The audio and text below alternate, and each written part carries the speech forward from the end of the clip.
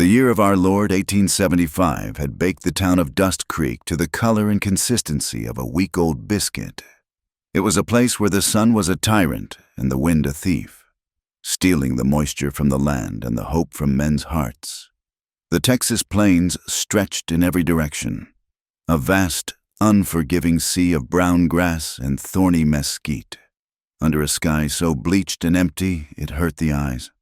Life here was pared down to the bone survival.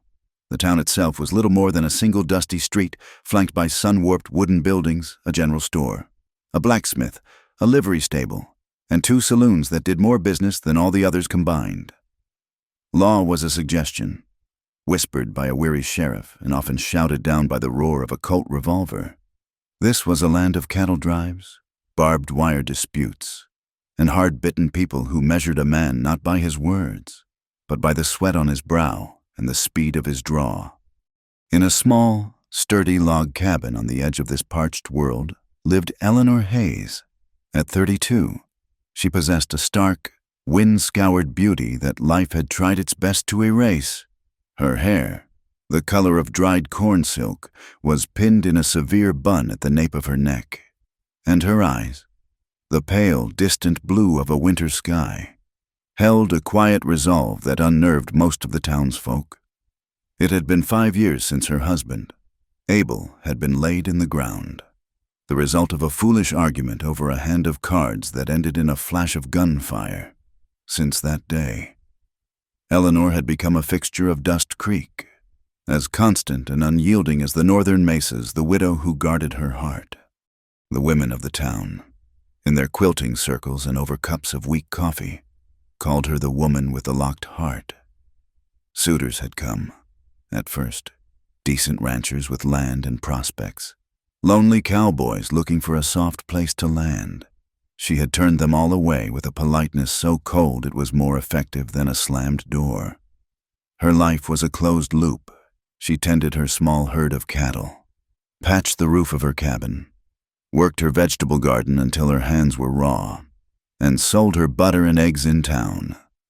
She spoke when necessary, smiled rarely, and never ever showed a crack in the formidable armor she had built around herself. Her home was her fortress, and at its very center was the bed she had once shared with Abel. It was a simple pine frame, but for Eleanor, it was sacred and desolate ground. For 5 years, no one had entered that room but her. It was a monument to what she had lost, and a promise to herself that she would never lose it again. Love, she had decided, was a currency paid for in grief. She had paid her debt in full and had no intention of taking on more.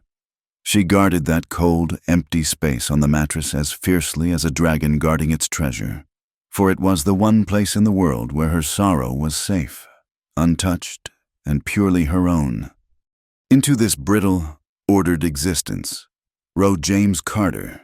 He was a man who seemed to have been carved from the landscape itself, weathered, quiet, and possessing a vastness in his gaze that spoke of long miles and lonely nights. Unlike the boisterous cowboys who filled the saloons with noise and bravado, James had a stillness about him. He was wealthy. Everyone knew that. His brand, the Double C, marked thousands of head of longhorn that grazed on the sprawling plains to the north. His boots were of fine Spanish leather, worn but well-oiled, and his Stetson was clean. He didn't carry the air of a man who had inherited his fortune. He carried the quiet authority of a man who had built it with his own 2 hands, wresting it from the unforgiving land. He had been a drifter once, a gun for hire, a man with no past to speak of and no future to claim. But years of hard work had washed away the trail dust, replacing it with a solid weight of responsibility. Yet, beneath the calm exterior, the old wounds remained. He carried the ghost of a brother lost to rustlers, and the bitter memory of a betrayal that had taught him to trust the loyalty of a good horse over that of most people. He, too, had a locked room inside him, a place where he stored his own private griefs. Their paths crossed on a Tuesday, the hottest day of a relentlessly hot summer. The circuit judge was in town, and the general mercantile had been cleared of its usual clutter of barrels and sacks to serve as a makeshift courtroom.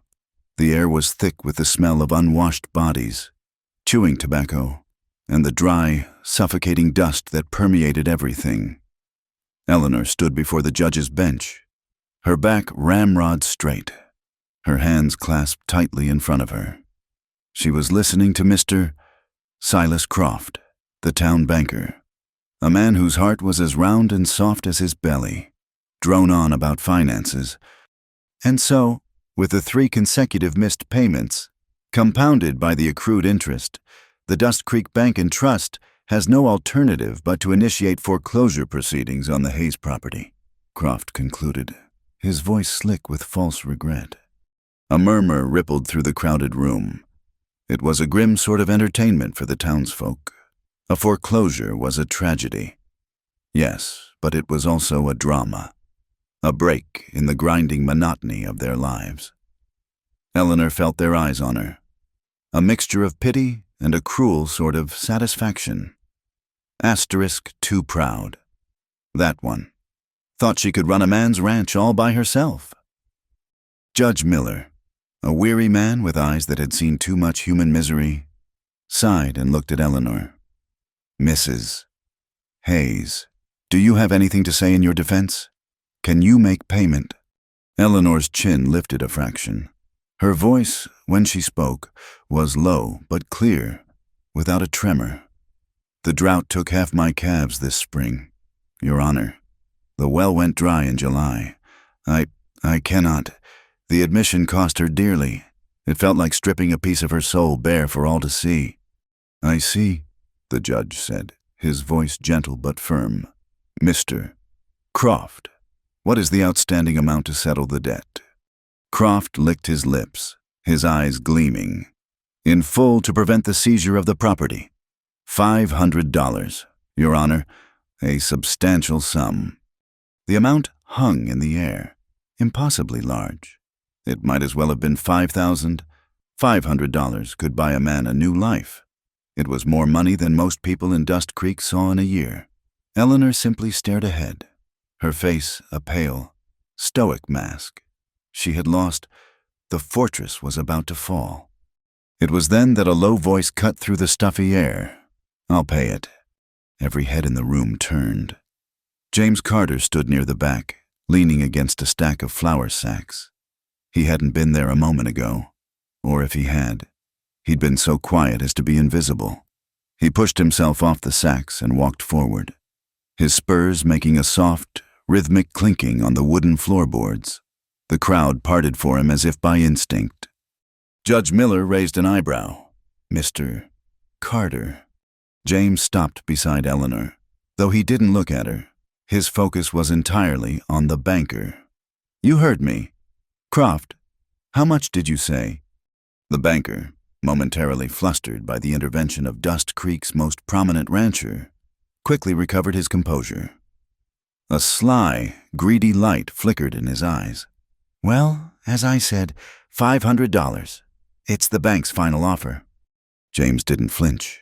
He reached into the inner pocket of his coat and pulled out a thick roll of bills held together by a leather strap. The sight of it silenced the last of the whispers. With deliberate movements, he unstrapped the roll and began to count out the money onto the judge's bench. The crisp slap of each bill landing on the wood echoed in the sudden, profound silence. He counted out $500, then added 2 more $20 bills on top. For her trouble, he said, his voice flat. He looked at Croft. Draw up the papers showing the debt is cleared. I want a receipt. The room erupted in a buzz of speculation. Men looked at each other, their expressions a mix of awe and suspicion. Women whispered behind their hands, their eyes darting between the stone-faced widow and the wealthy cowboy who had just saved her. What did he want? A man like James Carter didn't part with that kind of money for nothing. The unspoken answer hung in the air. Ugly and immediate, he was buying her.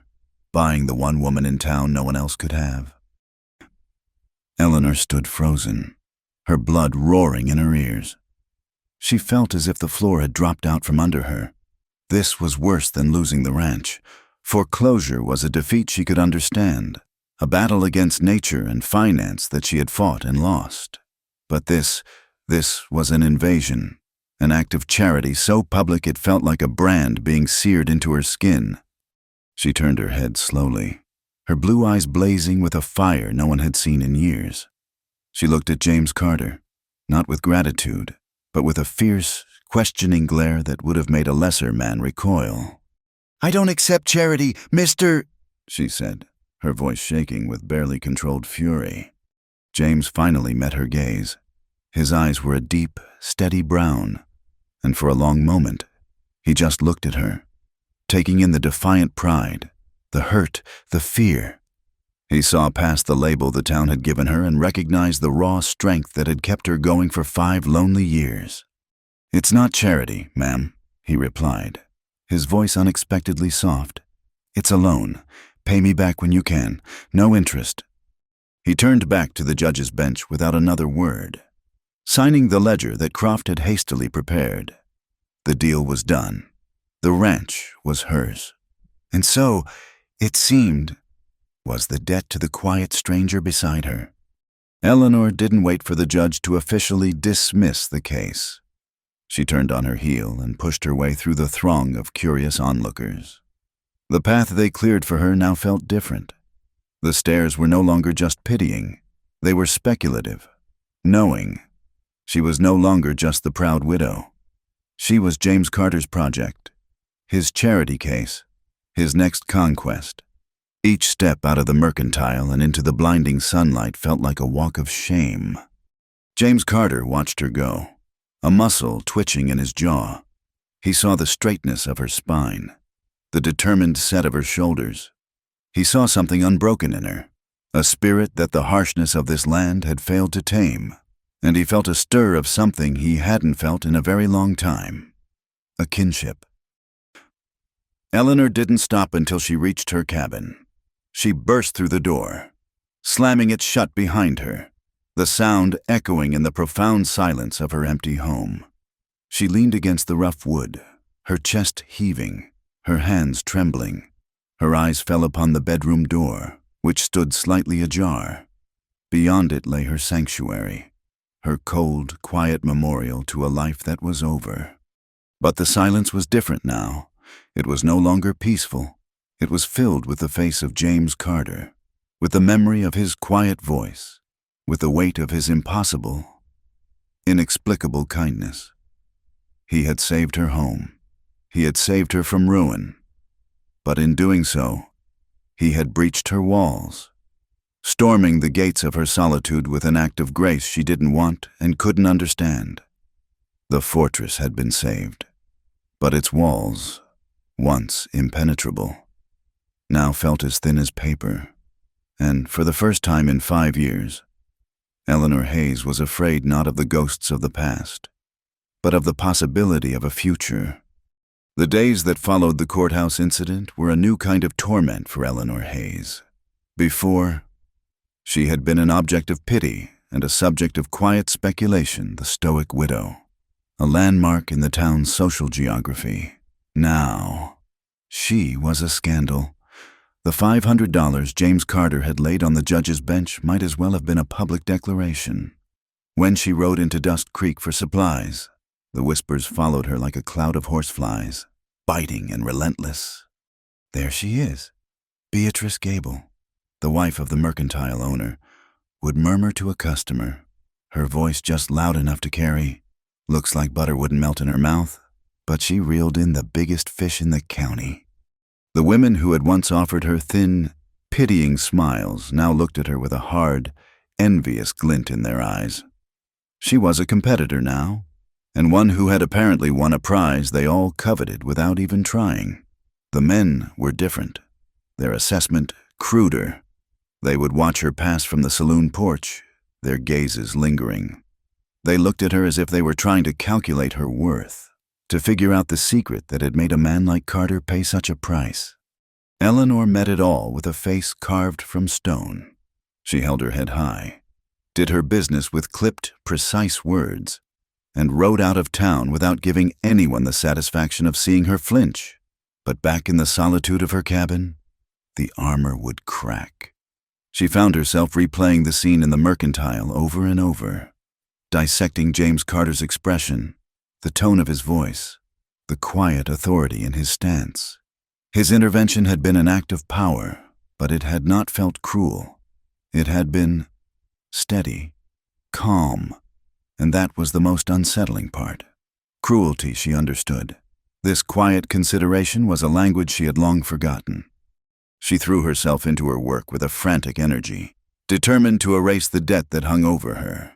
She mended fences until her fingers bled, churned butter until her arms ached, and rode out at dawn to check on her small herd, pushing herself to the brink of exhaustion. Every drop of sweat was a coin, every aching muscle a payment toward the reclamation of her independence. Love, she knew with the certainty of a zealot, brought nothing but pain. Abel's death had taught her that.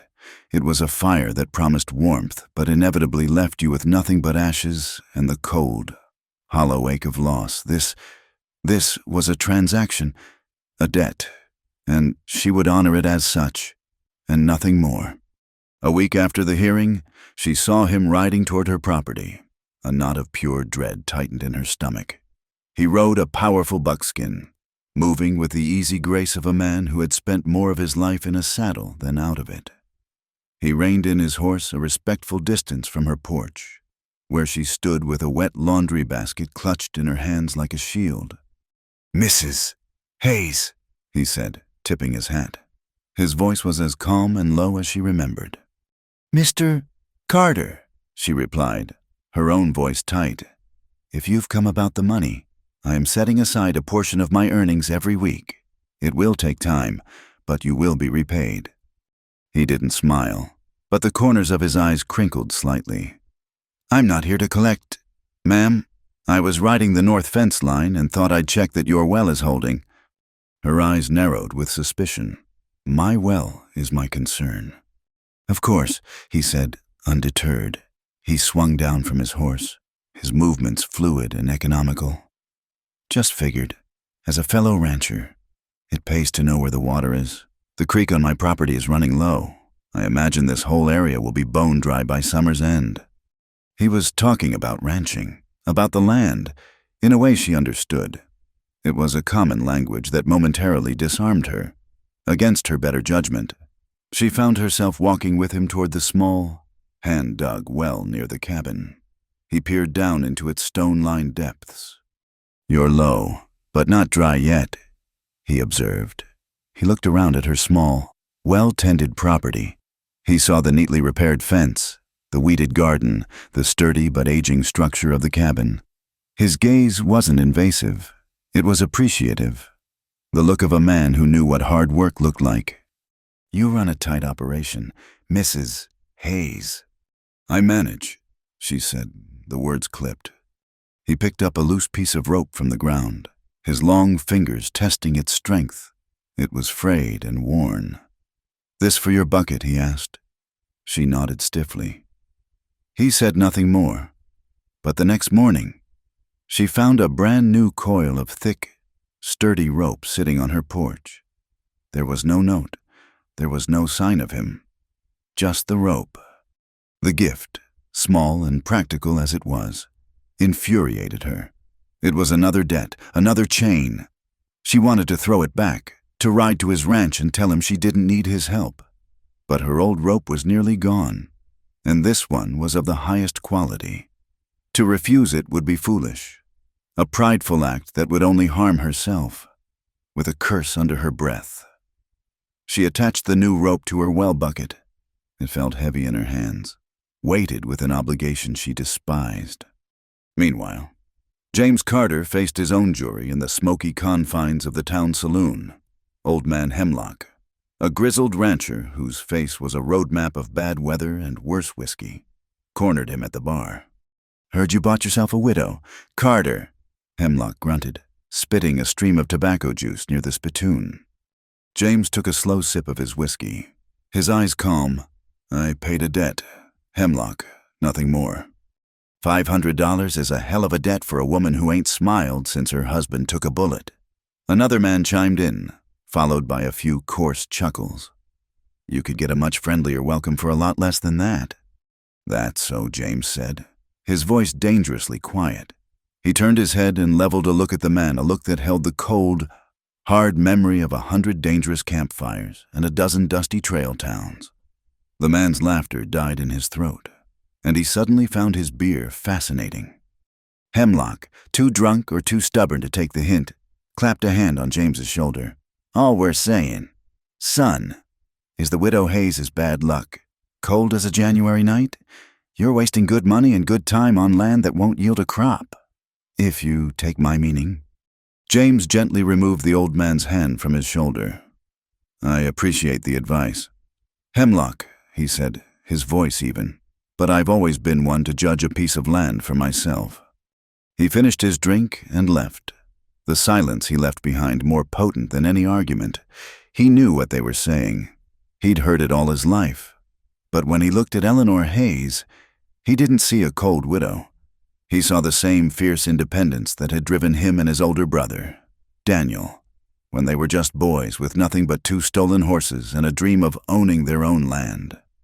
The memory hit him as he rode back to his ranch, the setting sun painting the sky in shades of blood and gold. He and Daniel had built their first line shack with their own hands, working until they collapsed, their bond forged in sweat and hardship. They had been inseparable. Then came the raid, a moonless night, the terrifying sound of a stampede, the flash of gunfire. He'd found Daniel at dawn, lying near a broken fence post, the life gone from his eyes. He'd been betrayed by one of their own men, a hired hand who'd sold them out to the rustlers for a piece of the take. That day, James Carter had learned 2 things: loyalty was the rarest commodity on earth, and loss left a hole in a man that all the land and cattle in Texas couldn't fill. He had built his empire on the ashes of that loss, trusting no one, keeping his own counsel. He recognized the same guarded solitude in Eleanor's eyes. She had built a fortress around her grief, just as he had. He simply wondered what it was like on the other side of her walls, night after night. Eleanor's fortress was her bedroom. The empty bed was both her comfort and her torment. Lying there in the dark, she would trace the faint indentation on the mattress where Abel used to lie, a ghost's hollow that she had kept sacred. It was a ritual of remembrance, a way of keeping her grief sharp and real. It was her shield against the world. But since James Carter's arrival, a new phantom had entered the room. Her memories of Abel were now interrupted by the image of a quiet man with steady brown eyes and a coil of new rope. She'd lie awake, staring at the empty space beside her, and the loneliness, once a familiar blanket, now felt sharp and cold. The bed was no longer just a symbol of her loss. It was a stark testament to her isolation. It was the heart of her fortress, and she could feel the foundations trembling. She was guarding it not just from the outside world, but from a treacherous new enemy within herself, a flicker of warmth, a whisper of curiosity, a dangerous, terrifying impulse that felt perilously close to hope. She would clench her fists in the dark, willing it away, clinging to the cold certainty of her sorrow. It was all she had left. It was all she could trust. James Carter did not press his advantage. He was like the patient, slow-moving creeks that carved canyons out of stone, not with force, but with persistence. He did not call on Eleanor in the formal way of a suitor, nor did he send gifts that would further indebt her. Instead, he simply appeared at the periphery of her life, a quiet presence that materialized whenever trouble arose. The first time was a matter of a broken fence. A summer squall had knocked over a towering cottonwood, crushing a section of her northern fence line. It was back-breaking work for one person, and she had spent the better part of a day trying to clear the heavy limbs and reset the posts. As the afternoon sun beat down on her, she heard the steady rhythm of an axe. She looked up, shielding her eyes, to see James Carter on the other side of the break. His coat and hat hung on a branch, his sleeves rolled up to reveal powerful forearms. He was methodically chopping the fallen tree into manageable logs. "Mr. Carter," she called out, her voice sharp with accusation. "This is my land, my fence. It's my problem, too, Mrs. Hayes," he called back. "Not missing a beat with the axe. Your cattle get out, they'll mix with my herd. Easier to fix one fence than to spend a week sorting out 100 head of longhorn." His logic was infuriatingly sound. It was not a kindness, he implied, but a practical necessity. Swallowing her pride, she returned to her work. They labored for hours in a strange, shared silence.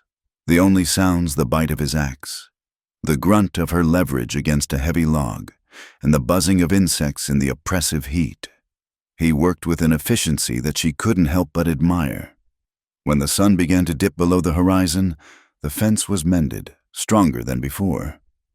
He simply wiped his brow, collected his coat and hat, and nodded to her. "Have a good evening, ma'am," he said, and rode off, leaving her standing there, covered in sawdust and sweat, feeling a grudging respect she fought to suppress. The second time was more serious. A dry lightning strike had ignited the parched prairie grass a mile south of her cabin.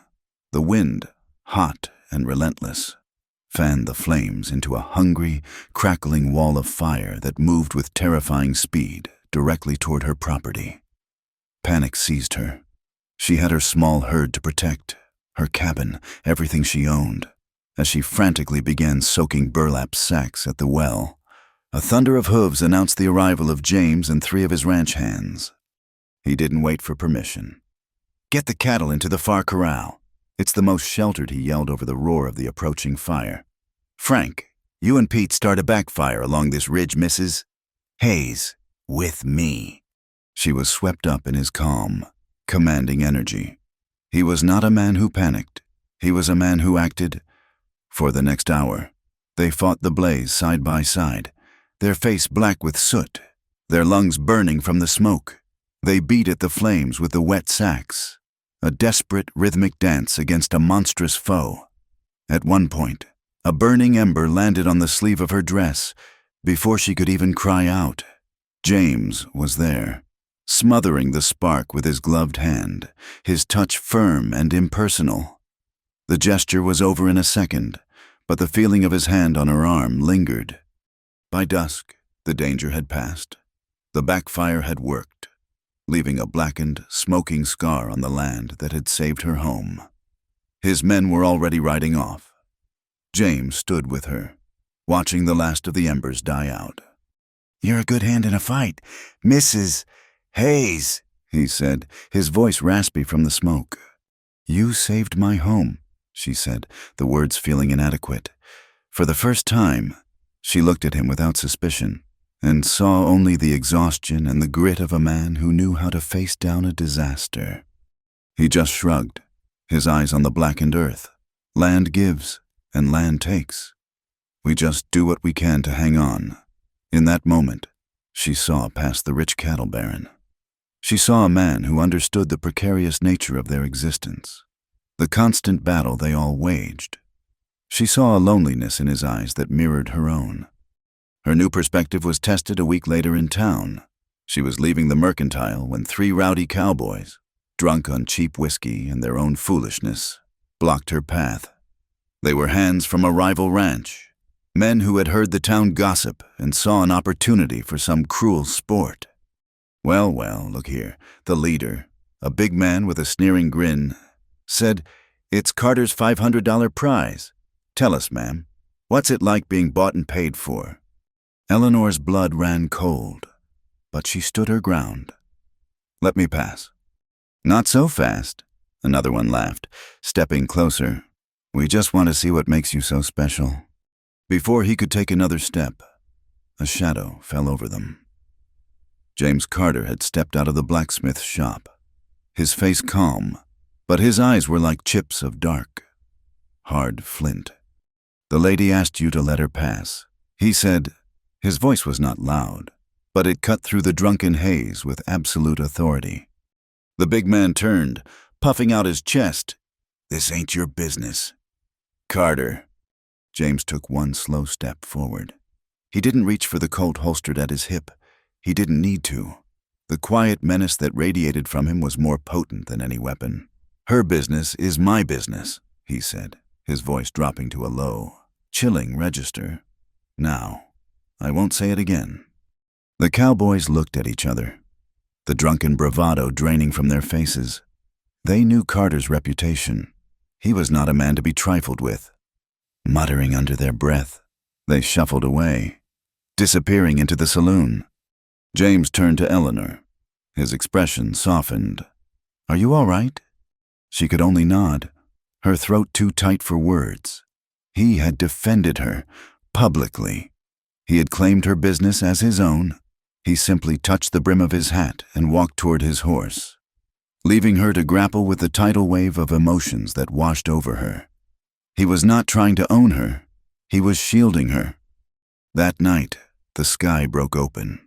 A storm of biblical proportions descended on Dust Creek, a maelstrom of wind, rain, and furious lightning. The wind howled like a grieving animal, and the rain hammered against her small cabin. Each clap of thunder was a physical blow, rattling the windows and the very foundations of the house. For Eleanor, the storm was more than just weather. It was a memory. The night Abel had died had been a night just like this, the air thick with violence, the sky torn apart by thunder that sounded, to her ears, exactly like gunshots. The carefully constructed walls of her composure, already weakened by James's persistent kindness, finally crumbled. The past came rushing back, suffocating her. She was no longer a capable widow in her cabin. She was a terrified young wife. Hearing the fatal shot, seeing Abel's face, feeling the life drain out of him. A particularly violent gust of wind ripped a shutter from its hinges, smashing it against the side of the house. The sound, like a bone snapping, broke her. A raw, ragged sob tore from her throat. She sank to the floor, wrapping her arms around herself, lost in a waking nightmare of grief and terror. That was how James found her. He'd been riding a circuit to check on his herd, ensuring they weren't scattering in the storm, when he saw the broken shutter on her cabin, banging wildly in the wind. Fearing the window would break next, he dismounted and hammered on her door. When she didn't answer, he pushed it open, calling her name. He found her on the floor of the main room, trembling, her eyes wide and unfocused. Seeing ghosts, he could not. Rain and wind were whipping through the open window. "Mrs. Hayes Eleanor," he said, his voice cutting through her panic. He quickly moved to the window, wrestling the broken shutter back into place and barring it with a piece of firewood from the hearth. The roar of the storm was muffled. The room plunged into a deeper darkness, lit only by the faint glow of the embers in the fireplace. He turned back to her, kneeling down. "It's all right, you're safe," he said softly. But she was still trapped in the past. "The shot," she whispered, her body racked with tremors. "I heard it." He understood then. The storm had triggered it all. He gently took her by the arms and helped her to her feet. She was unsteady, leaning against him, her defenses utterly gone. "Come on," he said, his voice a low rumble of comfort. "Let's get you out of the cold." He guided her toward the only other room in the cabin, her bedroom. He didn't think about the significance of the space, only that it was the driest, warmest place for her to be. She didn't resist. She was too lost in her grief to recognize that her most fiercely guarded fortress was being entered for the first time in 5 years. He sat her down on the edge of the simple pine bed. The room was stark and clean, dominated by the bed that looked far too large for one person. He could feel the cold weight of loneliness in the air. He saw the single pillow, the neatly folded quilt. He saw a shrine to a ghost. Eleanor was still trembling, her teeth chattering from a chill that had nothing to do with the temperature. She looked so small, so utterly broken. All the strength and pride she wore like armor had been stripped away, leaving only raw, exposed pain, acting on an instinct deeper than thought. He sat beside her and wrapped his arms around her. She stiffened for a moment. Then, with a choked sob, she collapsed against him. The storm that had been raging inside her for 5 years finally broke. She wept into his chest. Great, shuddering waves of grief for her husband, for her lost life, for her profound loneliness. James just held her, his large, calloused hands stroking her hair, his presence a solid, unshakable anchor in her tempest. He didn't offer empty words of comfort. He simply absorbed her sorrow, letting her finally release the pain she had guarded for so long. When her sobs finally subsided into exhausted shudders, he gently tilted her face up to his. In the dim light, he could see the tear tracks on her cheeks, the raw vulnerability in her eyes, and he did something that surprised them both. He leaned down and pressed his lips to her forehead in a kiss that was not about passion, but about peace. It was a kiss of profound tenderness, a gesture that said, "I see your pain, and I am not afraid of it." He kissed away the tears on her temples, his touch gentle, reverent. He was kissing away her sorrows. The moment stretched, silent and profound. The storm outside still raged, but inside the small room, a fragile peace had descended. Eleanor looked at him, her fear warring with a new, terrifying sensation, a flicker of life, a longing to be anchored to the living world again. She was afraid, more afraid than she had ever been, but as she leaned into the steady warmth of his embrace, she also felt a desperate, undeniable longing to be saved. The storm passed as dawn broke, leaving the world washed clean and deceptively peaceful. Inside the cabin, the air was thick with unspoken things. Eleanor awoke on her own bed, fully clothed, with a heavy quilt tucked around her. James was asleep in the hard-backed chair by the hearth, his head slumped against his chest, his hat resting on his knee in the pale morning light. The exhaustion etched on his face was plain to see. He looked not like a wealthy rancher, but like a weary sentinel who had stood watch all night. A hot flush of shame washed over her. She, who had prided herself on her unbreakable fortitude, had fallen apart like a child, and he had witnessed it all. Worse, he had comforted her, had held her, had breached the inner sanctum of her grief. His kiss, a ghost of warmth on her forehead, felt like a brand. She slipped from the bed, the floorboards creaking under her weight. James stirred instantly, his senses as sharp as a predator's. His eyes opened, clear and alert. "The storm's passed," he said, his voice rough with sleep. "You should go," she replied, her voice barely a whisper. She couldn't meet his eyes.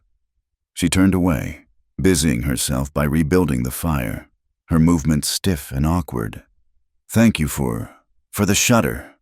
James stood, stretching the kinks from his back. He knew she was rebuilding her walls as fast as she could. He could feel the familiar coldness seeping back into the room. He didn't push. He picked up his hat, his gaze lingering on her for a moment. "If you need anything else, Eleanor, you know where to find me." Using her given name was a quiet claim, a reminder of the intimacy they had shared. The sound of it sent a shiver down her spine. After he left, the cabin felt both emptier and more crowded than ever before. The ghost of Abel was no longer alone. It now had to share the space with the very real, very solid presence of James Carter.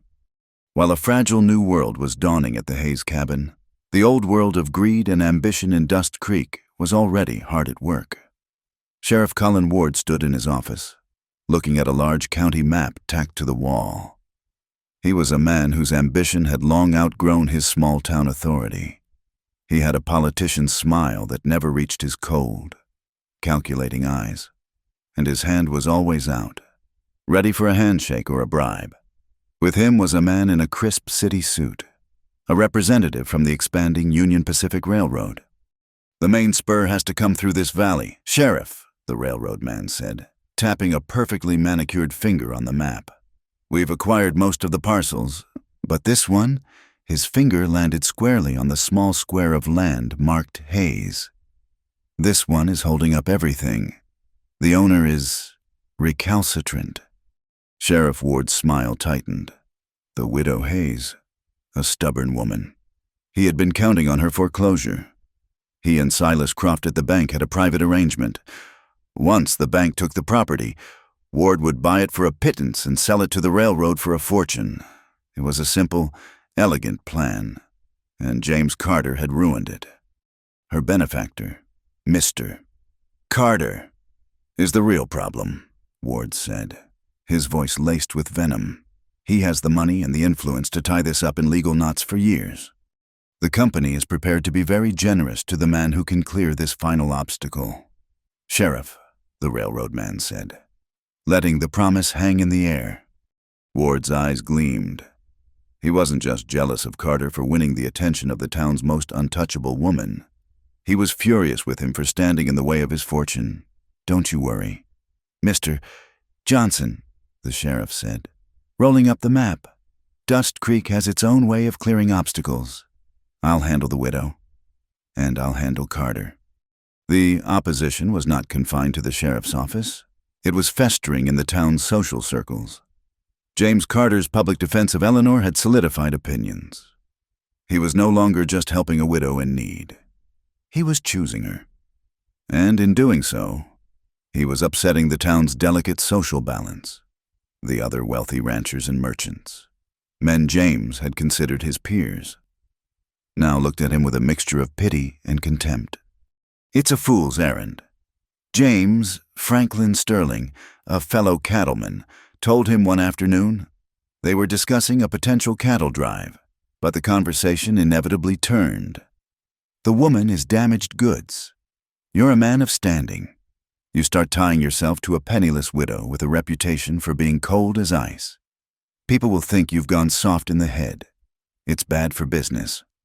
My business is my own, Franklin, James had replied, his voice level but with an undercurrent of steel that ended the conversation. But the words stung. He had spent his life building an empire from nothing, cultivating a reputation for being shrewd, tough, and independent. He was a man other men respected and followed. Now, they saw him as being led by a woman who offered nothing in terms of wealth or status. He was being forced to choose his place within the world he had built, or the quiet, profound connection he felt with Eleanor. For James, who had lost his brother to betrayal and had trusted no one since, the choice was becoming clearer by the day.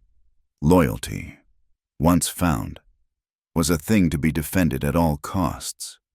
For Eleanor, the pressure was more direct and far more cruel. The whispers were no longer just whispers. They were open accusations, delivered with sly smiles and sharp glances. I saw Mr. Carter's wagon leaving your place the other morning. Eleanor, Beatrice Gable announced loudly in the Mercantile one day, ensuring a half-dozen other women could hear, he must find your property, Very appealing to be calling so early after a storm. The insinuation was vile and unmistakable. The other women tittered. Eleanor felt the blood drain from her face. They weren't just saying she was using him for his money anymore. They were saying she was paying her debt in a different coin, that she, the woman who had guarded her bed like a sacred tomb, was seducing him for protection and security. The injustice of it was a bitter pill. She had spent 5 years in chaste solitude, honoring a memory, only to be branded a temptress now that she was finally, tentatively, beginning to feel something again. The constant barrage of scorn began to wear her down. Doubt, like a poison, seeped into her thoughts. She looked at her calloused hands, her simple, patched dress. What could a man like James Carter possibly see in her? Maybe the town was right. Maybe he was just amusing himself. Or maybe he pitied her. The thought that she was ruining his reputation, that she was the cause of the derision he now faced, was unbearable. She had survived her own grief. She wasn't sure she could survive being the cause of his ruin. She tried to push him away. The next time he rode out to her cabin, bringing a sack of oats for her horse that she hadn't asked for. She met him on the porch, her arms crossed, her expression a mask of cold resolve. You have to stop, she said, her voice flat. He looked at her, his gaze steady. "Stop what?" "This," she said, gesturing vaguely. "Bringing things, fixing things, defending me. The town is talking. They're saying awful things. You are a respected man. Mr. Carter, you shouldn't be associating with me. It's damaging your good name." He was silent for a long moment, studying her face. He saw the genuine fear in her eyes, not for herself, but for him. "Do you believe what they're saying?" "Eleanor," he asked quietly. "It doesn't matter what I believe. It matters what they're saying about you." "I've been the subject of talk my whole life," he said, his voice a low growl. "When I was poor, they called me a drifter. When I got rich, they called me a thief. I've never given a damn what people say. The only thing I care about is what you think. Do you want me to leave you alone?" The question hung between them, a terrifying crossroads. Her mind screamed, asterisk, yes, asterisk. Yes, leave me to my quiet pain. Leave me to the safety of my solitude. Don't make me feel things. Don't make me hope. But her heart, that traitorous, long-dormant muscle, beat a frantic, silent asterisk, no asterisk. She couldn't answer. She just stared at him, her internal war raging in her eyes. The final battle line was drawn at the town's annual Founders' Day picnic. It was the social event of the season, and Eleanor had only attended to sell her pies. She stood behind her small table, an island of solitude in a sea of forced merriment. People bought her pies, she was. After all, the best baker in the county, but they did so with quick, transactional words, refusing to meet her gaze. Then James arrived. He made his way through the crowd, nodding to acquaintances, his presence commanding attention. He walked directly to Eleanor's table, ignoring the sudden hush that fell over the nearby conversations. Sheriff Ward, seeing his chance to assert his dominance and humiliate them both, strolled over, a condescending smirk on his face. "Well, Carter," he said loudly, "I see you're sampling the local wares. Be careful. Sometimes a simple pie comes with a very high price." The double meaning was clear to everyone. It was a direct, public insult to Eleanor's honor and a challenge to James's judgment. The entire picnic seemed to hold its breath. This was the moment. James could laugh it off, make a joke, and distance himself. He could preserve his standing. Instead, he turned slowly to face the sheriff. His eyes were cold. "I've always found—" "Sheriff," he said, his voice calm but carrying across the lawn, "that you get what you pay for, and that a thing of true quality is worth any price." He then turned his back completely on the sputtering sheriff. He looked at Eleanor, his gaze softening, and held out his arm. "Eleanor," he said, his voice clear and unwavering for all to hear, "would you do me the honor of walking with me?" It was a choice, a public declaration. He was choosing her, a woman of no standing with a sullied reputation, over them, over their rules and their judgment. For a second, Eleanor hesitated, the weight of every scornful glare in the crowd pressing down on her. Then she looked into his eyes and saw not pity, but a fierce, unwavering loyalty. She saw a man who was willing to stand with her against the world. Slowly, she untied her apron and placed it on the table. She took his offered arm. As they walked away from the table together, a path clearing before them, she could feel the daggers of 100 stares on her back. But for the first time, they didn't matter. The walls of her fortress hadn't just been breached. She had willingly walked out of the gate. They had won this battle. But as she glanced back and saw the look of pure, murderous rage on Sheriff Ward's face, she knew the war had just begun. The public humiliation at the Founders' Day picnic was the spark that ignited Sheriff Colin Ward's simmering rage into a blazing inferno. That night, in the back room of a saloon that smelled of stale beer and desperation, he met with two men who lived in the shadows of the law.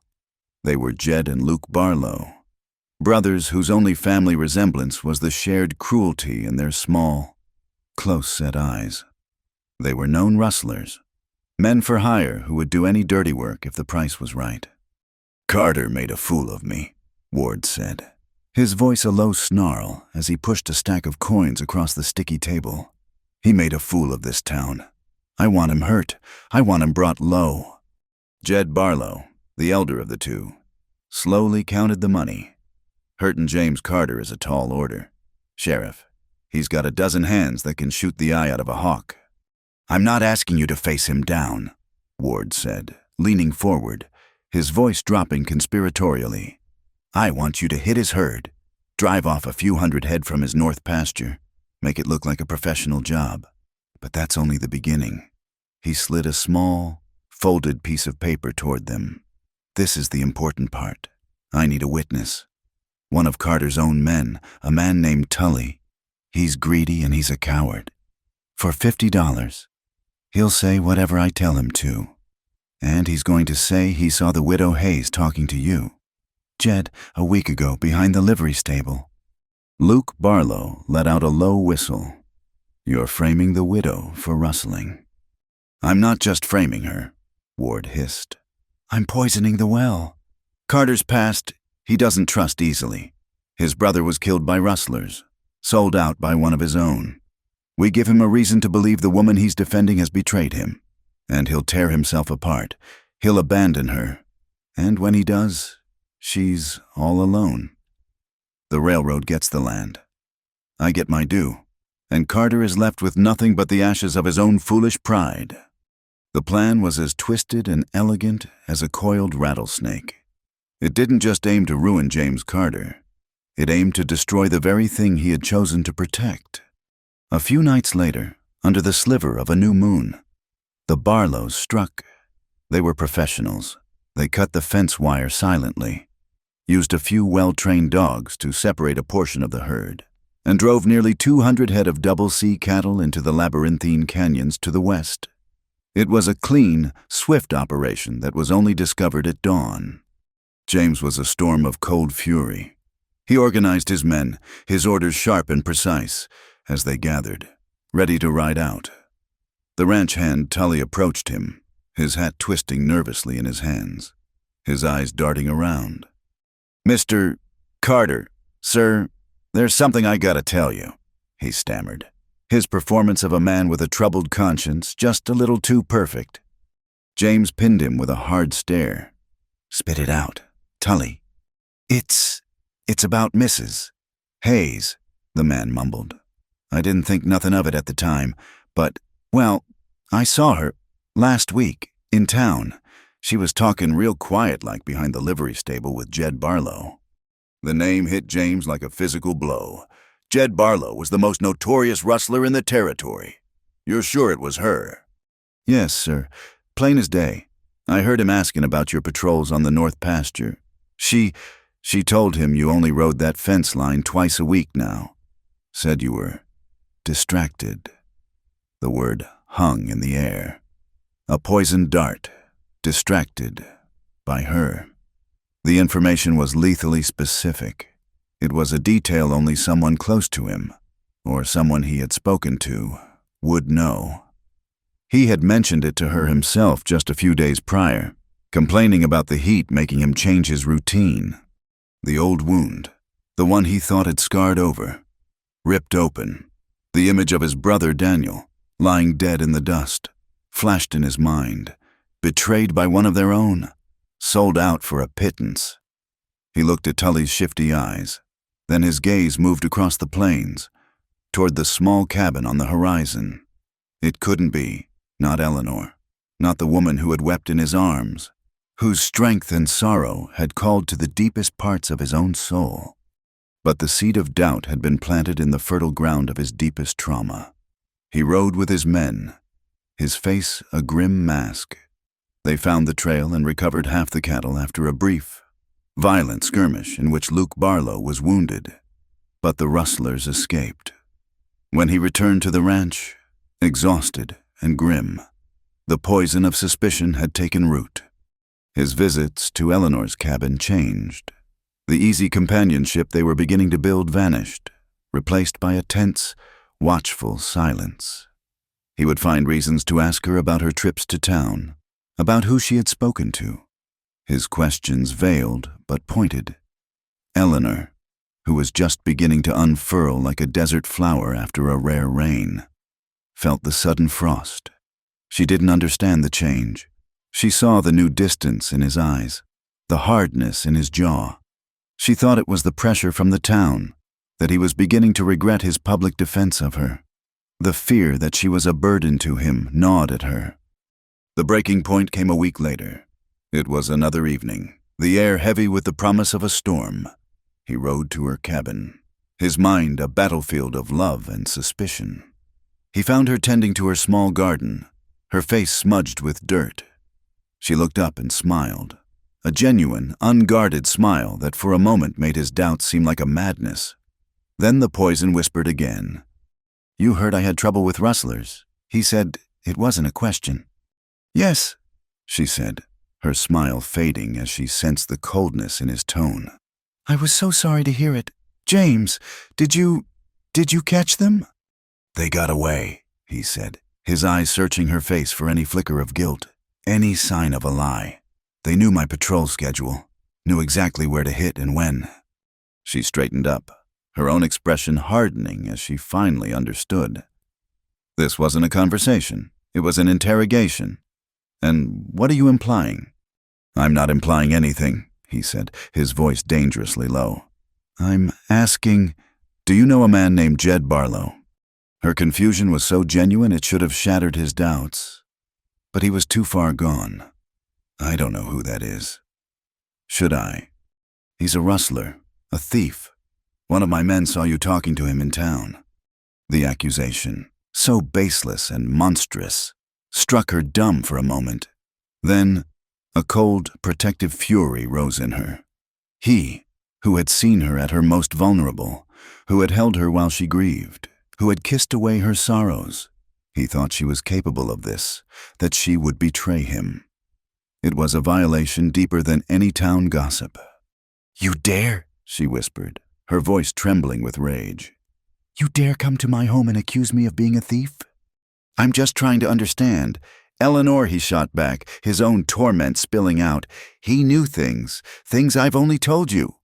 "So you believe the word of some nameless man over me?" she cried, taking a step toward him, her eyes blazing.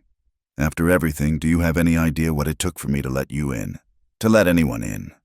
She backed away from him then, moving toward the cabin door as if for protection, turning to face him from the threshold. The setting sun framed her, casting her in a fiery silhouette.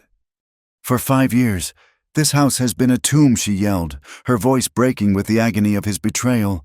"And that bed in there, I have guarded my bed like a grave, a place where no one could ever hurt me again. I was safe in my grief.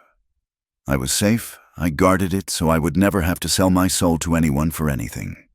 Tears were streaming down her face now, tears of rage and a pain so profound it eclipsed everything that had come before. "But you stubborn, kind man, you made me want to live again. You made me think that maybe I could feel something again without it ending in ashes. And for what? So you could stand there and look at me as if I were a common criminal, as if my heart were for sale to the highest bidder." Her words struck him with the force of a physical blow. The intricate web of lies Ward had woven was incinerated in the blaze of her furious, wounded honesty. He saw it all in a flash of terrible clarity.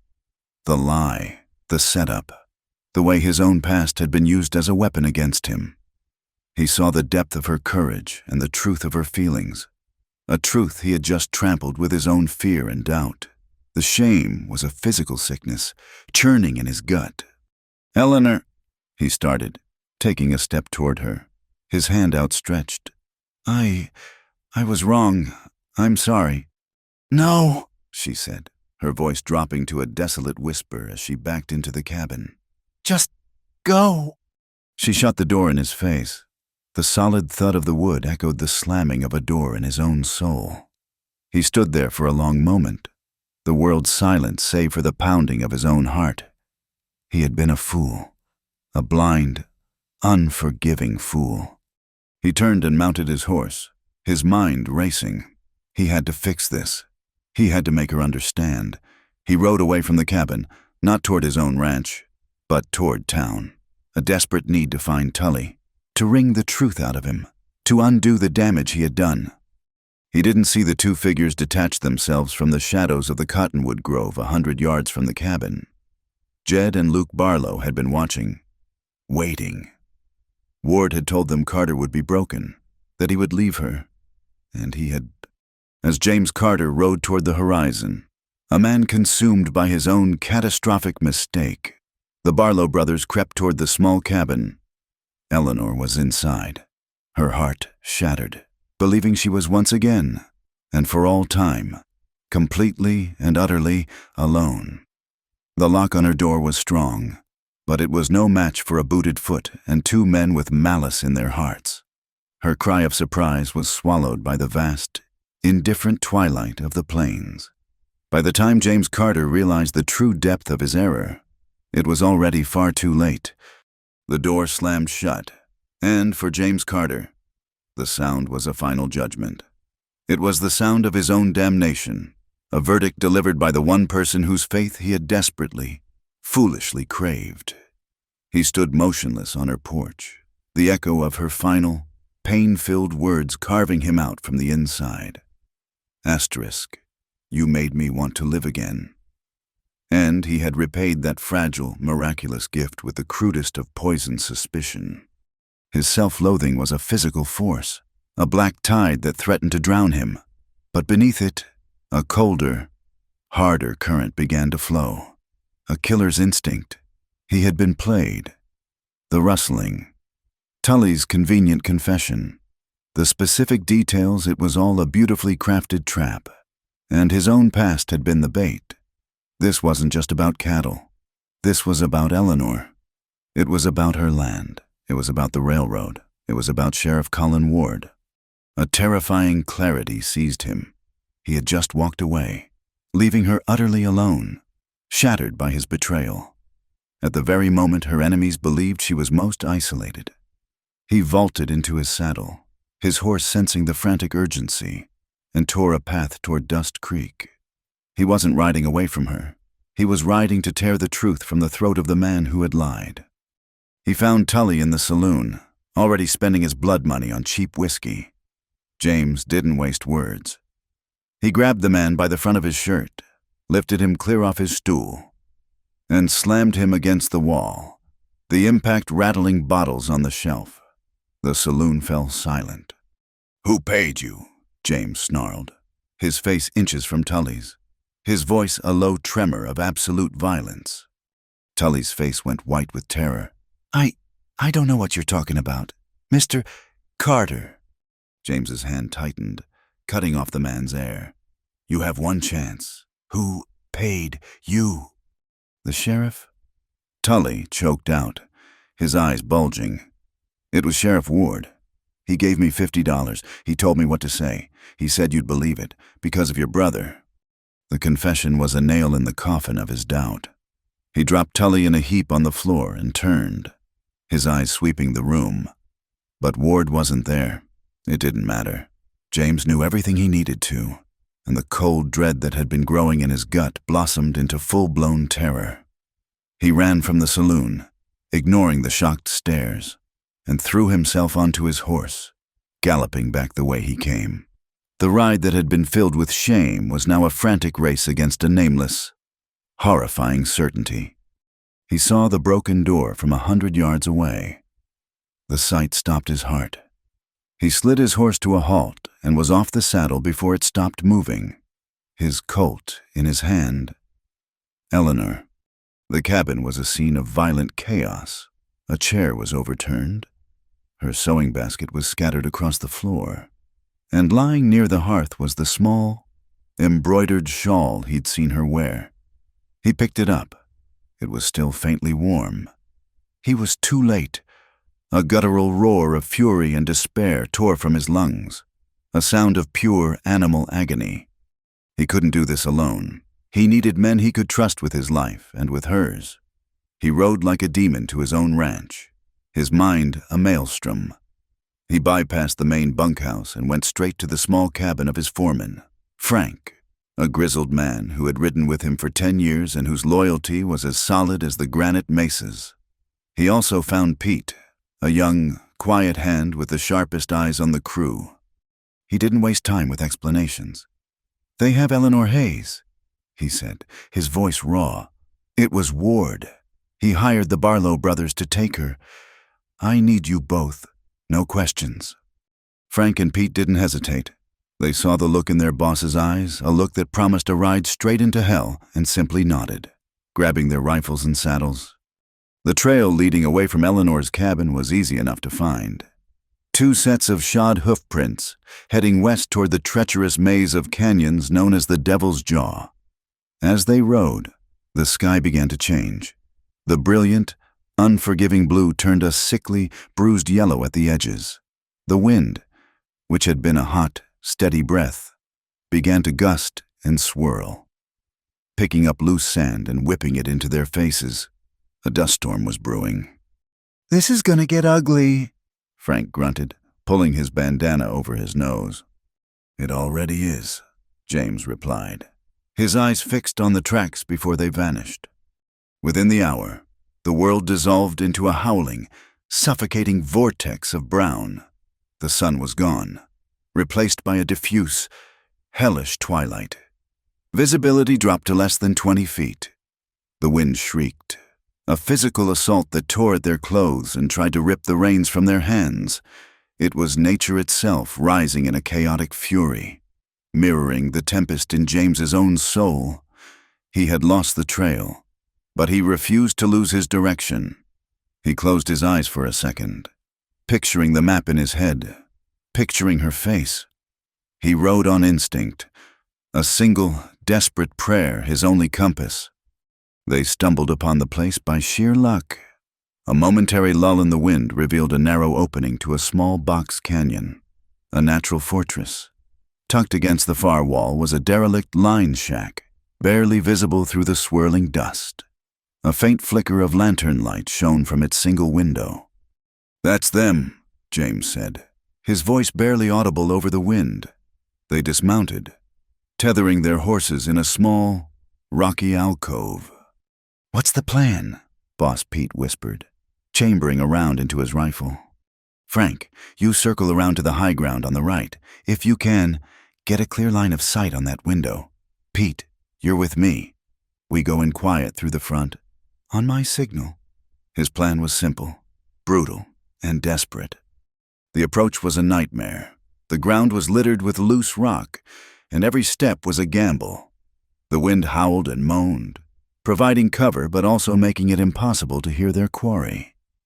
As James and Pete reached the shack, James flattened himself against the rough wooden wall. He risked a quick glance through the grimy window. The scene inside was stark. Eleanor was tied to a chair, a dirty gag in her mouth. Her eyes, wide and defiant, blazed with a fire that hadn't been extinguished.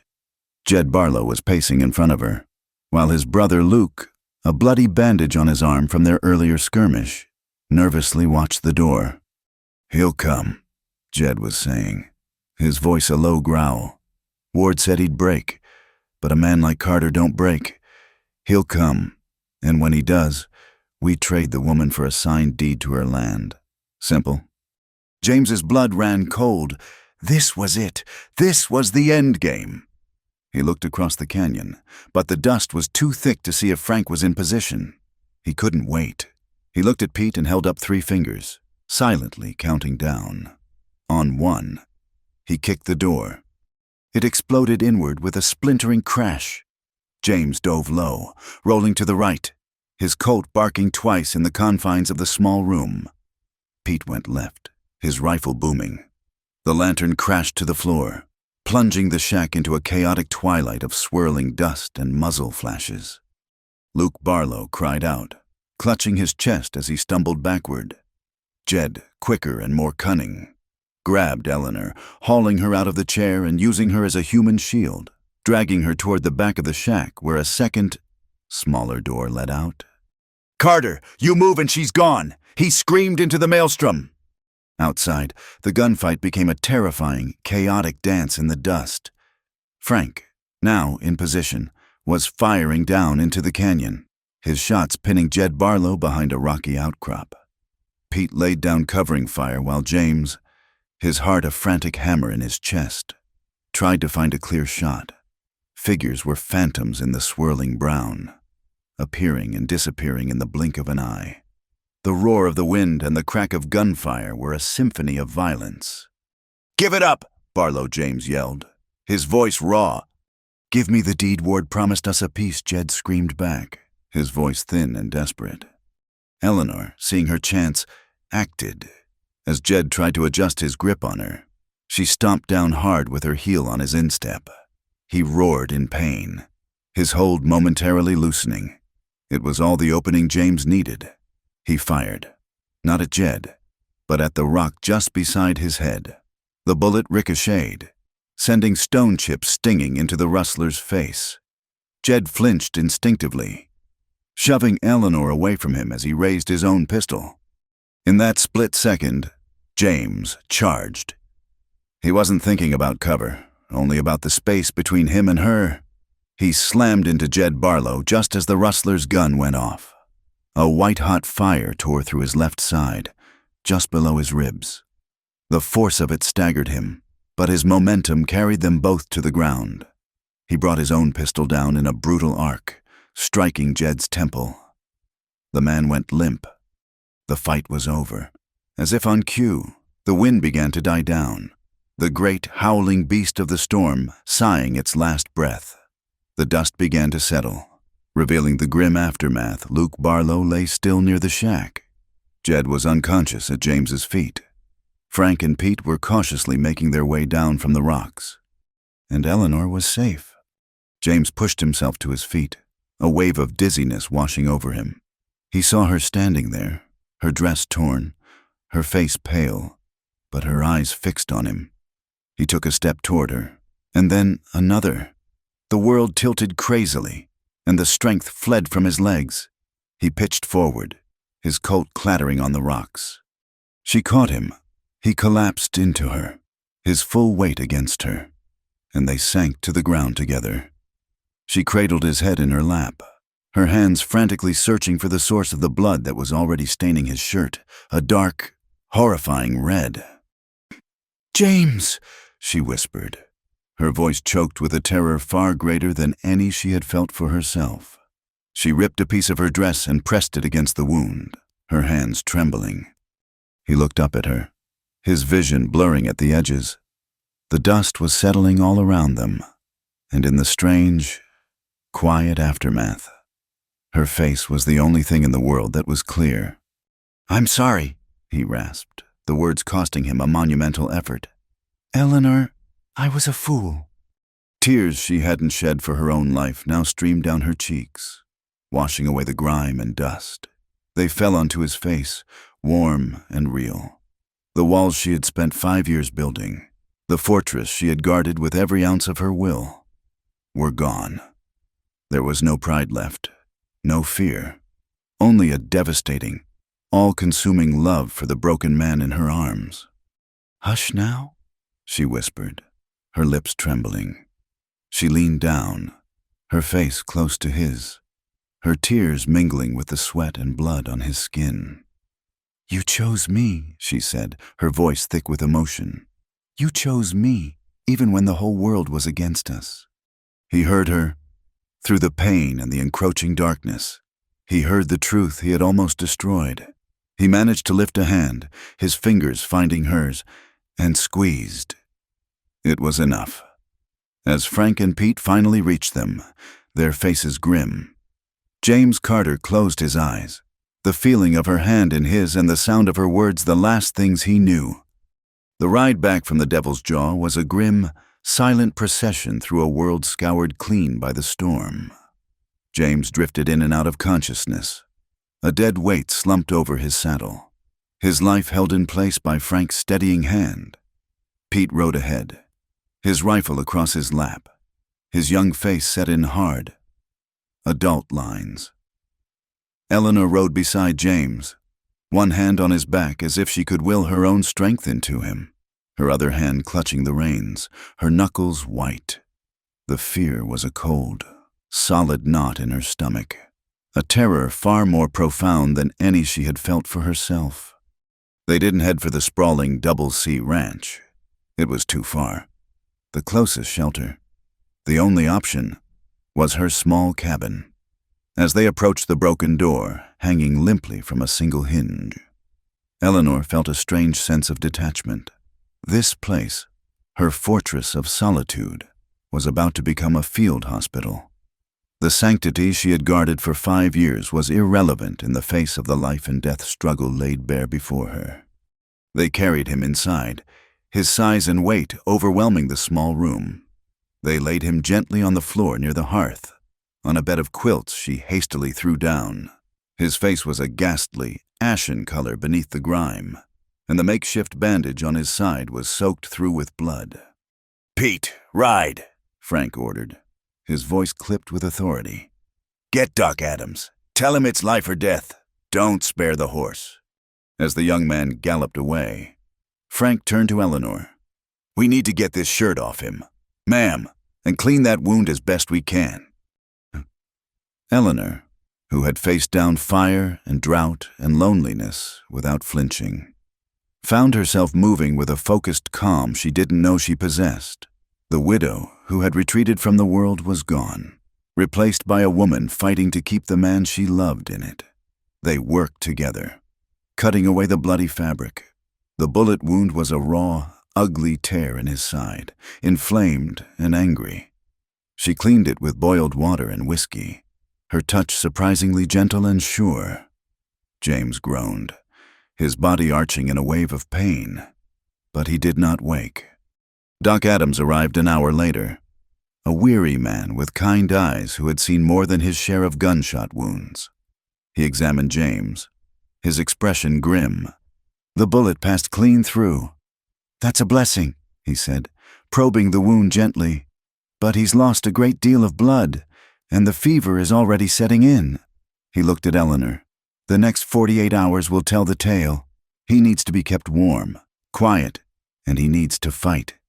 The infection, that's the real enemy now." The doctor cleaned and stitched the wound with professional efficiency, leaving a poultice of herbs and strict instructions. Frank offered to stay, but Eleanor shook her head. "You need to take the Barlow brother to the deputy in town," she said, her voice steady. "You and Pete. Tell them everything. Tell them about Sheriff Ward." Her gaze was hard as iron. This fight was not over. Frank nodded, recognizing the steel in her. "We'll be back as soon as we can, ma'am." And then she was alone with him. The night descended, deep and absolute. The only sounds were the crackle of the fire, the whisper of the wind through the eaves, and the ragged, shallow sound of James's breathing. He was burning with fever, tossing his head back and forth, muttering names she didn't know. Daniel, a woman named Maria. Fragments of a life lived long before her. The quilts on the floor were not enough. The draft that crept under the door was a constant, chilling threat. Doc Adams's words echoed in her mind, asterisk, "He needs to be kept warm." Her eyes were drawn to the closed door of her bedroom, to the bed, the empty, guarded bed that had been her sanctuary, her monument, her prison. For 5 years, it had been a place of memory, a cold altar dedicated to a ghost. She looked at James, shivering in his feverish delirium, fighting for his life on her hard floor. And in that moment, the choice was not a choice at all. It was an imperative. The past was dead. The man before her was alive, and she would not let him die. With a resolve that felt like breaking a sacred vow, she walked into the bedroom. For a moment, she stood before the bed, the symbol of her entire widowed existence. She ran a hand over the smooth, worn wood of the headboard, a silent farewell to Abel, to the woman she had been. Then, with swift, purposeful movements, she stripped the old quilt and the cold, unused sheets. She remade the bed with her finest linens, the one she kept packed away in a cedar chest and a pile of thick woolen blankets. She was not preparing a bridal bed, nor was she desecrating a memorial.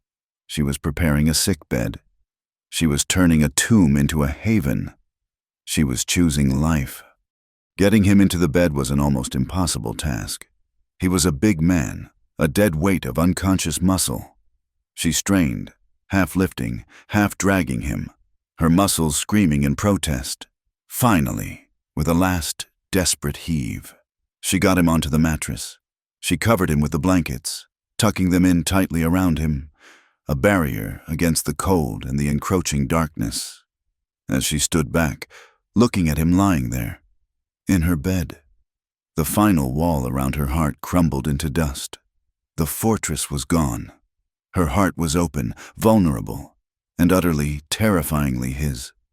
The days and nights that followed blurred into a single, exhausting vigil. Eleanor did not sleep. She catnapped in the chair by his bedside, her senses attuned to every change in his breathing, every rustle of the sheets. She bathed his burning skin with cool water, forced spoonfuls of thin broth between his cracked lips, and changed the bandages on his wound with a grim determination.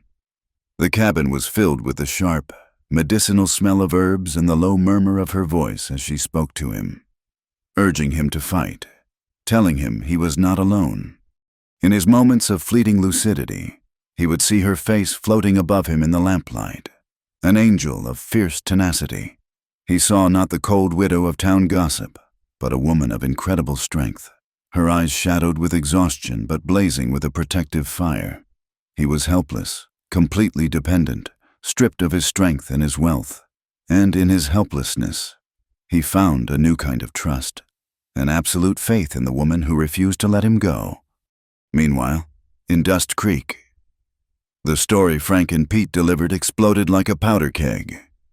They dragged the still unconscious Jed Barlow to the deputy's office, along with Tully, who, faced with a rope, sang like a canary. The tale of Sheriff Ward's greed, his conspiracy with the railroad, and his framing of an innocent woman spread from the saloon to the mercantile to every front porch in town. The truth was far more scandalous and compelling than their petty gossip had ever been. The tide of public opinion turned with the speed of a flash flood. The scorn directed at Eleanor transformed overnight into a wave of horrified sympathy and admiration. She was no longer a calculating seductress. She was a heroine, a woman who had been wronged by a corrupt sheriff and had nearly paid with her life. James Carter was no longer a fool led astray. He was a hero who had fought for a woman's honor and had taken a bullet for his trouble. When Eleanor, desperate for more laudanum and fresh bandages, finally rode into town a week later, leaving a sleeping James in the care of a trusted neighbor, she was met with a bewildering new reality. People stepped off the boardwalk to let her pass, their face filled with a new, profound respect. Men tipped their hats. Women who had once whispered behind their hands now offered quiet, sincere words of support. Beatrice Gable, the mercantile owner's wife, rushed out to meet her, her face a mask of contrition. "Eleanor, my dear," she said, her voice fluttering, "we heard what happened. It's just terrible. Anything you need, anything at all, it's on the house. We're all just so ashamed of how we treated you." Eleanor, too tired to be bitter, simply nodded, accepted the supplies, and rode back to the man who needed her. The town's approval, like its scorn, meant very little now. The only world that mattered was contained within the four walls of her cabin. Slowly, agonizingly, James began to heal.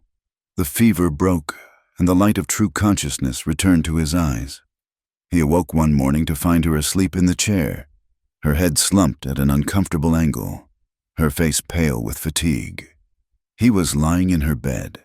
The significance of it settled on him with a gentle, profound weight. He was in her fortress, and he had been invited in. As he grew stronger, he could not yet work, but he could watch. He watched her rise at dawn to milk the cow. He watched her mend the harness with her strong, capable hands. He watched her chop wood, her movements efficient and practiced. He saw the 100 small repairs the ranch needed, the constant, grinding work of survival that she had done all alone for so long. Their conversations began to change. They were no longer about the past, about his betrayal or her grief. They were about the future. "That roof will need patching before the winter rains," he'd say from the bed, his voice still weak. "I know," she'd reply, not with defensiveness, but with the simple acknowledgement of a shared problem. "If we cleared that bottomland by the creek," he mused one afternoon, "you could double your hay crop." She stopped what she was doing and looked at him, a small, genuine smile touching her lips. "We could, couldn't we?" The word hung in the air between them. We. The cabin began to transform. It was no longer a place of silent, aching memory. It was filled with the low murmur of their voices, the smell of her baking, and the herbs she used for his dressings. The single chair was joined by another. The bleak emptiness was replaced by the quiet, comfortable clutter of two lives beginning to merge. The house of mourning was slowly, surely, becoming a home. One bright, clear afternoon, nearly a month after the gunfight, he was finally strong enough to stand, leaning heavily on her. He walked out onto the porch. He breathed in the clean, dry air, feeling the sun on his face. They stood there together, looking out at the small valley, the green line of the creek, the vast, empty sky.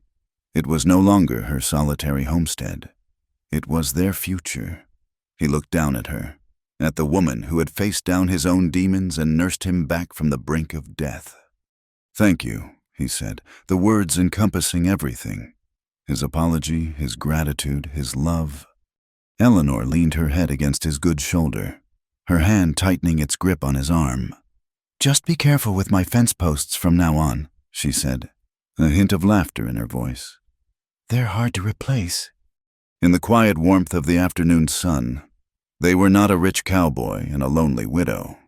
They were simply a man and a woman who had walked through fire and found a place of peace on the other side. A year can be an eternity on the plains. It is long enough for a drought to break, for green grass to reclaim blackened earth, and for the deep, ugly wounds in the soul of a town to scar over and begin to heal. The Dust Creek that greeted the autumn of 1876 was a different place from the hard-bitten, suspicious town that had nearly consumed Eleanor Hayes and James Carter.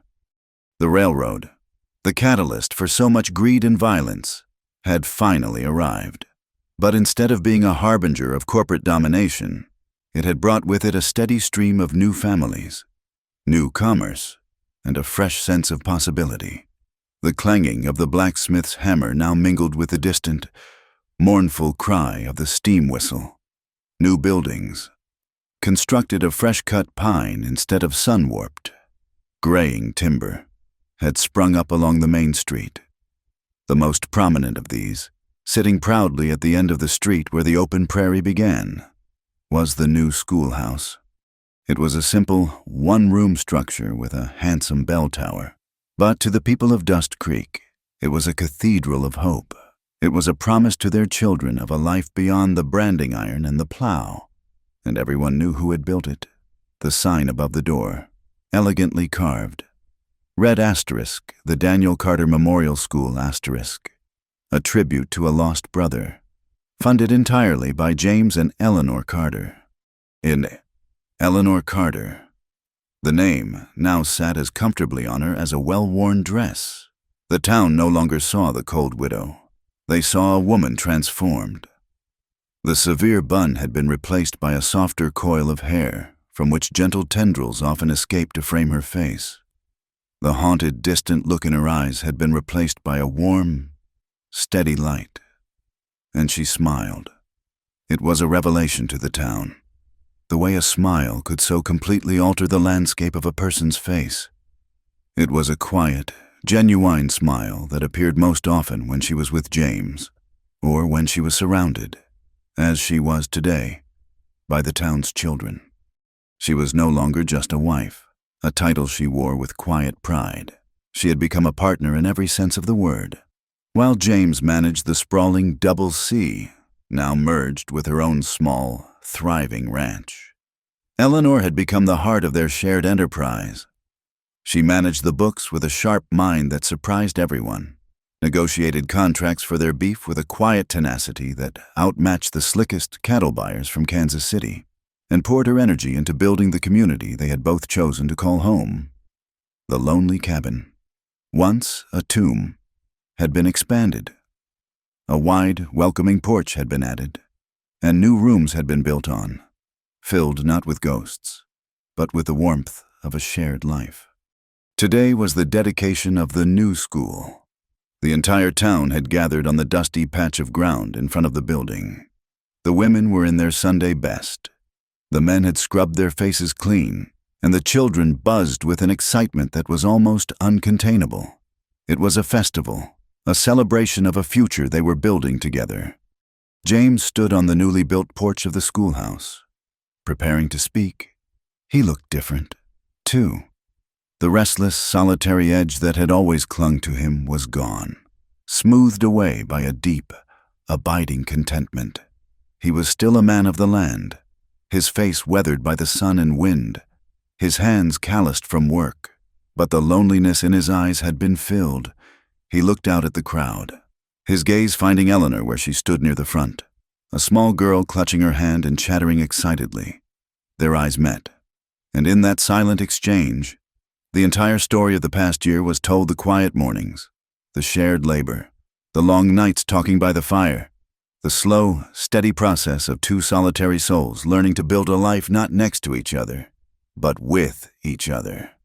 The new deputy, a young, earnest man named Miller, cleared his throat and called for quiet. "And now," he said, his voice filled with respect, a few words from the man who made this all possible. "Mr. James Carter." A wave of applause rippled through the crowd. James stepped forward, holding his hat in his hands. He was not a man of speeches. His words had always been few, and to the point. He looked over the faces of the people who had once judged him, scorned his choice, and then, in the face of the truth, had finally accepted him. He saw Beatrice Gable, who now brought Eleanor a jar of her prized preserves every week. He saw Franklin Sterling, who had warned him against Eleanor, now nodding at him with genuine admiration. Colin Ward was gone, of course, run out of the state in disgrace, a footnote in the town's history. "I don't have many words," James began, his voice a low, clear rumble that carried easily in the still autumn air. "When I first came to this part of the country, I was just looking for a piece of land to call my own, something to build. I spent years building it. I bought land, I raised cattle, I built a brand." He paused, his eyes scanning the horizon for a moment before returning to the crowd. "I thought that was what a man was. The things he owned, the reputation he had, I thought that was strength." His gaze moved and settled, with unwavering focus, on Eleanor. He was no longer speaking to the crowd. He was speaking only to her. "But I was wrong. A man can have all the land in Texas, all the gold in the mountains, and his heart can still be a dry, empty well. A life is not built with fence posts and cattle deeds. It's built with trust. It's built with loyalty. It's built by finding that one person who sees you not for what you have, but for who you are. Even when you're at your worst, the one person who makes you want to be a better man." The crowd was utterly silent, captivated by the raw, unadorned honesty of his words. This was not a performance. It was a confession, a testament. "A year ago," he continued, his voice thick with an emotion he made no attempt to hide, "this town saw me choose a woman. Some of you thought I was a fool. Some of you thought I was buying something. You were all wrong. I wasn't buying anything. I was being saved." He took a step forward, his eyes never leaving Eleanor's. Her own eyes were shining with tears, not of sorrow, but of a joy so profound it was almost painful. "I have gold, and I have land," he said, his voice ringing with absolute conviction. "But they are nothing. They are just dust and rock without this woman." He raised his voice. A public declaration that was also the most intimate of vows. I choose her. I choose Eleanor. Today, and for all the days to come. Forever. He didn't say anything more. He simply put his hat back on, stepped down from the porch, and walked through the silent, parted crowd to her side.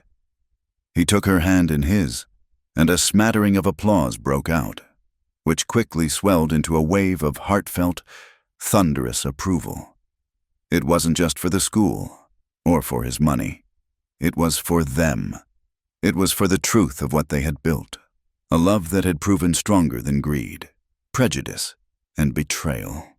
Later that evening, as the celebration in town wound down, they stood on the porch of their own home. The sky was awash in the fiery, impossible colors of a prairie sunset.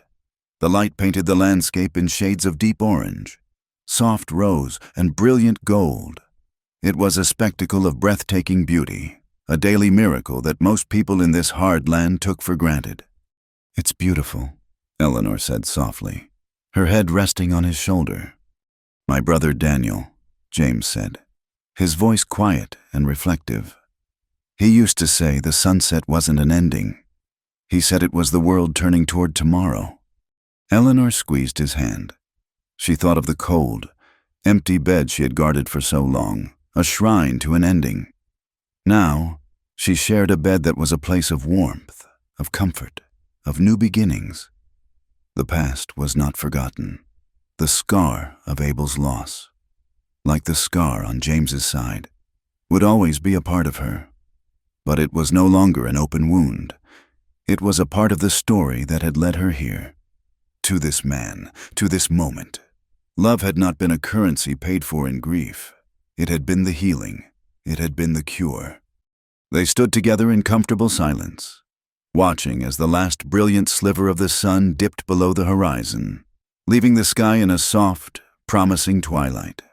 The air grew cool, and the first stars began to appear, sharp and clear in the vast, dark expanse.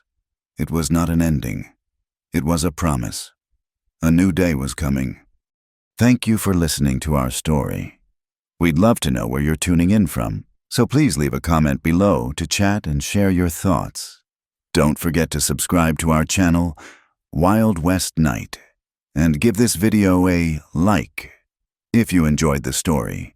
Please also support us by hitting the hype button to help this video reach more listeners.